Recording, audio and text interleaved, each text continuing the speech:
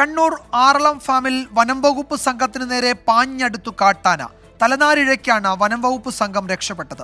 പാലക്കാട് കിഴക്കഞ്ചേരിയിൽ കാട്ടുപന്നി ആക്രമണത്തിൽ ബൈക്ക് യാത്രക്കാരന് ഗുരുതര പരിക്കേറ്റു.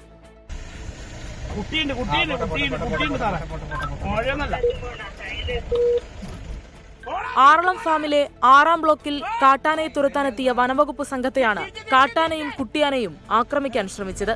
ഇരിട്ടി ഡെപ്യൂട്ടി റേഞ്ചറും ജീവനക്കാരും സഞ്ചരിച്ച ജീപ്പിന് നേരെ ആനകൾ പാഞ്ഞെടുക്കുകയായിരുന്നു. തലനാരിഴയ്ക്കാണ് ഉദ്യോഗസ്ഥർ രക്ഷപ്പെട്ടത്.